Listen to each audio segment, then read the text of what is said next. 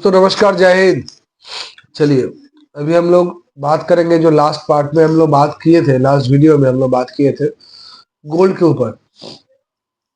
उसी को थोड़ा एक एग्जांपल लेके थोड़ा सा हम लोग आगे वो बात करते हैं, उदाहरण पकड़ लेते हैं। आज के समय में जो गोल्ड का रेट है प्लस माइनस उसको आप 1.5 लाख पकड़ लेते हैं।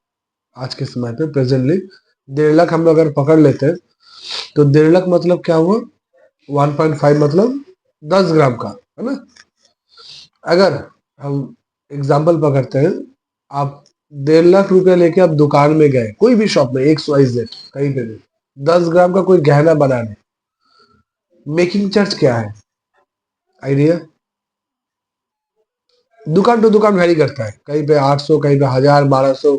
जो हम 1000 पकड़ ले तो अगर 10 ग्राम में अगर हमने कोई सामान बनाने गए और 1.5 लाख का बजट लेके, तो हमें तो 10 ग्राम में 10,000 का तो मेकिंग चार्ज ही लग जाएगा, है ना। तो यानी अगर आप हिसाब करके देखेंगे ना, आपको 9 ग्राम का सामान बनेगा, कम से कम 1.5 लाख में आपका 15,000 आपका मेकिंग चार्ज, कम GST, अदर्स चार्ज मिला के, तो यानी आपका टोटल इन्वेस्टमेंट कितना हुआ, 1,35,000। यही अगर आप लेके म्यूचुअल फंड में इन्वेस्ट करते हैं 1.5 लाख रुपया 10 ग्राम का, वही अगर आप वन टाइम भी करते तो मैं आपको बताता हूँ दोस्तों, सबसे मिनिमम बड़ी मुश्किल से होगा तो शायद 500 से 700 का आपका चार्जेस जाएंगे। रिमेनिंग अमाउंट आपका पूरा का पूरा आपका इन्वेस्टमेंट होता है।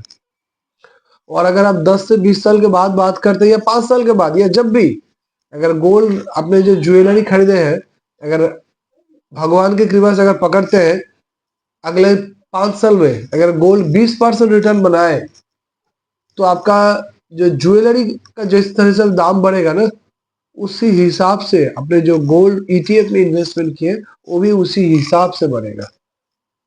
मैं आपको समझा पा रहा हूँ? जो हम लोग गोल्ड का में इन्वेस्टमेंट करना है, बात सही है, कीजिए, बट जाके आप गोल्ड ETF में इन्वेस्टमेंट करें, पेपर गोल्ड में इन्वेस्टमेंट करें, ताकि आपका मैक्सिमम टू मैक्सिमम अमाउंट आपका इन्वेस्टमेंट में आए, ना कि XYZ चार्ज के रूप में कि आपका डिडक्शन हो जाए।